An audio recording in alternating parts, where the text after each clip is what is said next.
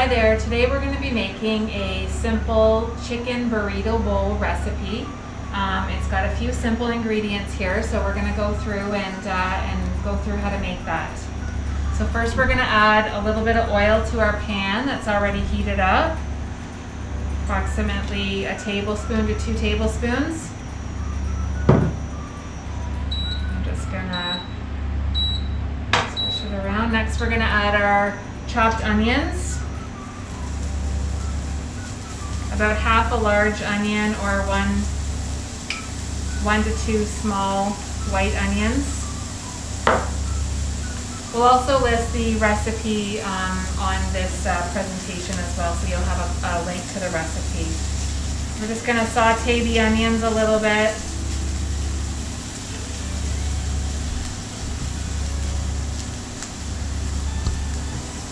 Next I'm going to add some chicken breasts. So this was 3 large chicken breasts cut up. We're just going to put that into the center of the pan.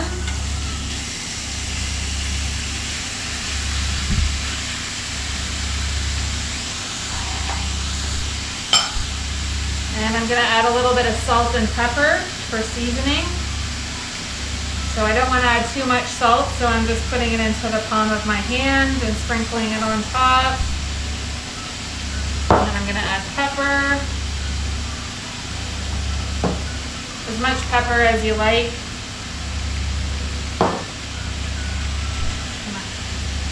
Give that a little stir.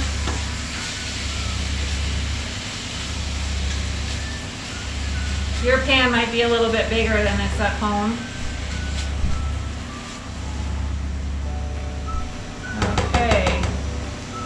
Next, I'm going to add in some garlic. So I'm going to show you how to use a garlic press. So I just bought a bulb of garlic and it's called for 2 cloves. So I've broken up my garlic and I've ripped off 2 cloves. And I just take a knife and I'm going to chop the little ends off.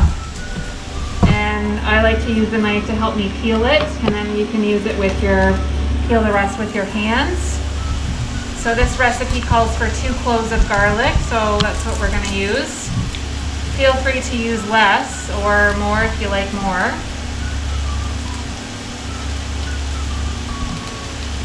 And then we're going to use a garlic press. So this is something I've had for probably 20 years and it's still in good shape. So if you want to invest in one, it would be something that you would have for a long time. So I've just put the garlic inside the garlic press.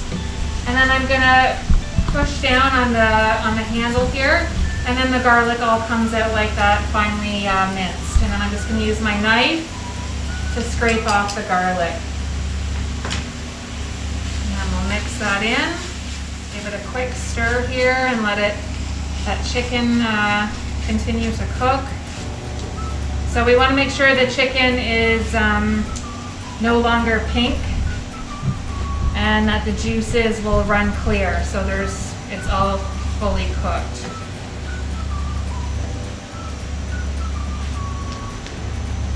So getting the kids to help in the kitchen is a great way to get them involved. Also to have some help in the kitchen, you could have them do the garlic or chop some onions. Just anything at all really to get them involved with cooking and away from their screens. Okay, so next we're going to add some salsa. So I've just bought a jar of salsa. You can use any kind. I did compare the sodium levels on them, and I just chose one that had the least amount of sodium. So I'm going to open up my jar of salsa. It calls for 2 cups, so I don't need this whole jar. So I'm just going to add in 3/4 of it. I'll mix that around. Okay, next I'm going to add the black beans. So black beans are a really good source of fiber, and they're considered a lentil.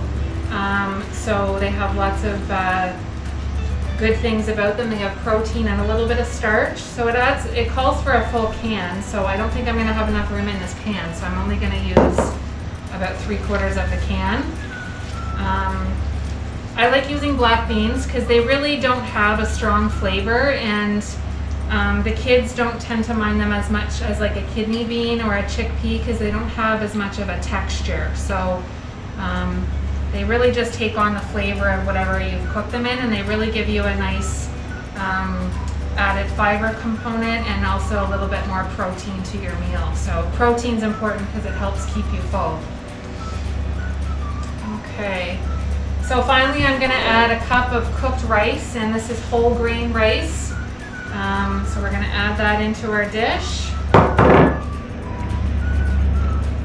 Just mix it all up. So once your chicken's cooked and you've fully mixed the dish all together, you could let it kind of cook for another 5 minutes or so.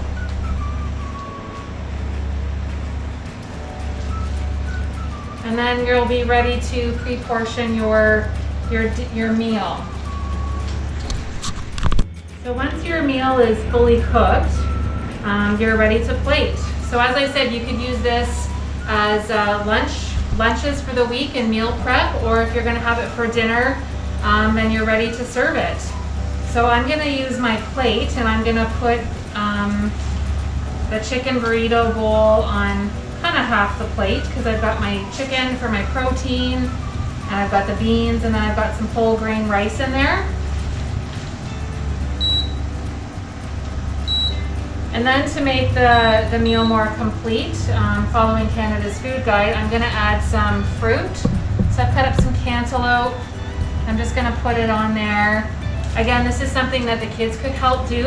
And I'll put some veggies. These are all raw veggies. I find kids really like raw vegetables, sometimes more so than cooked.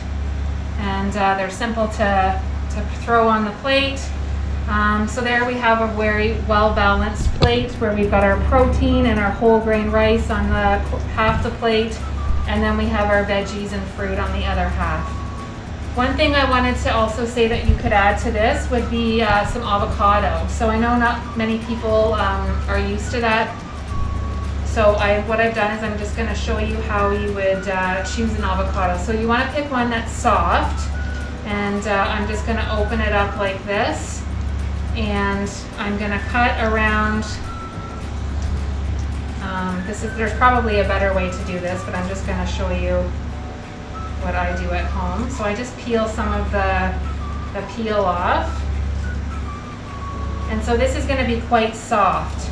So I'm going to take my knife and just make little slits in the avocado, and there is a pit in there in the center. So I'm just going to take a piece off with my knife, and I might put that on the side of the plate to add a little bit more flavor. If you like avocado, it's a great healthy fat choice, which helps keep us full as well. So that's just something extra there that you might like to add on the side. This recipe will be posted on this presentation at the end of the slideshow, as well as all the ingredients. Thank you.